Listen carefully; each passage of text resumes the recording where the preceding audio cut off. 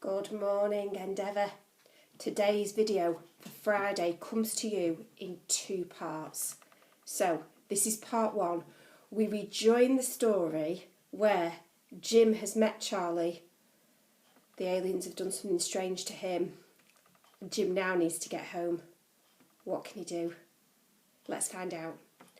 Chapter 15 is called Orange Toilet Plungers. I reached the edge of the room.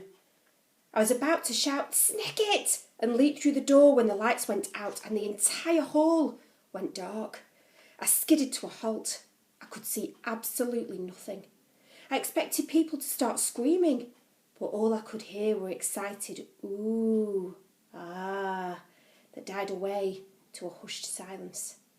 There was a distant whirring noise and a line of soft white light fell across the middle of the room. I looked up and saw the roof opening like a huge eye to reveal an enormous glass dome.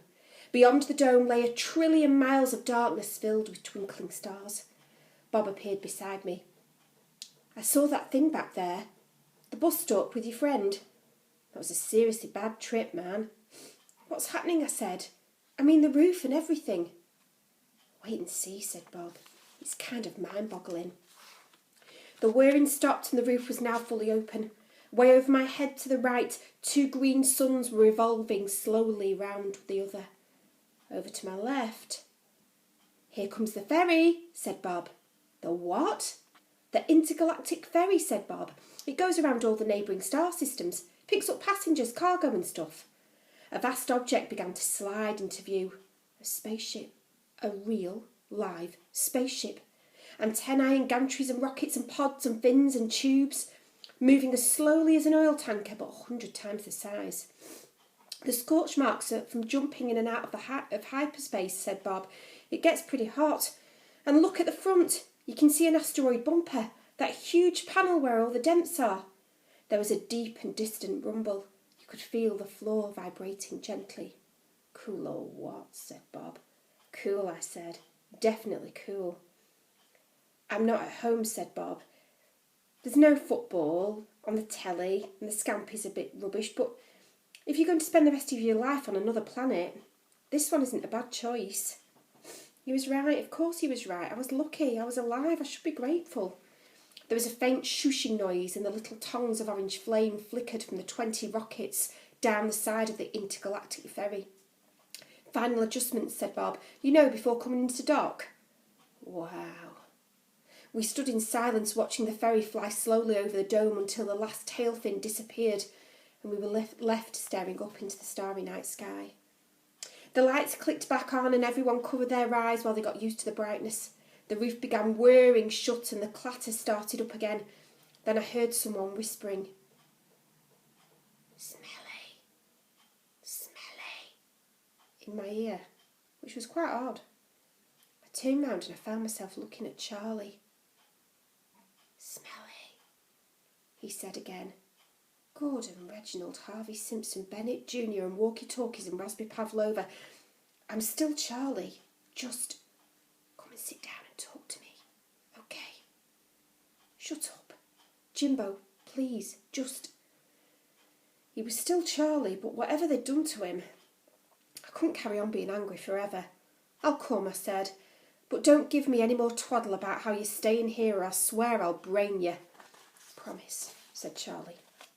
We walked back across the room and he sat me down while he went to get some more food. 2 women at the next table were arguing about whether Daleks were scarier than Cybermen. It puzzled me. The inhabitants of Plonk were meant to be super intelligent. They had hover scooters. They had a ferry that went through hyperspace. Why didn't they repopulate their planets with engineers or fighter pilots or accountants? Charlie came back carrying a huge bowl containing an industrial volume of tinned spaghetti and tomato sauce. The smell wasn't good. He stuck his spoon into the bowl and started fiddling and stirring. You know, like those kids at school who don't really enjoy eating but love building snowmen out of mashed potato or a smiley face out of peas. I wanted to tell him to grow up and talk to me, but it was good sitting here with him, and if he didn't say anything I couldn't pretend what I'd done. At least he stopped playing with his spaghetti. "Try some," he said, pushing the bowl towards me. "No way," I said. "I hate spaghetti." "Yes," said Charlie, "but this spaghetti is special spaghetti." He had a weird, face on again. Charlie, I said, trying to control my rising frustration, I don't like spaghetti. And you know I don't like spaghetti because the last time I ate a tin, I barfed the whole thing up. And you know I barfed the whole thing up because I barfed it all over you. Charlie rubbed his forehead and took a deep breath and looked at me and squeezed his face up like he was having serious trouble on the toilet. Jimbo, this is alphabetti spaghetti. You're eating alphabetti spaghetti, I said. Well, that's really reassuring. Are you 7 years old? Just look at the bowl, said Charlie. No, I said, folding my arms.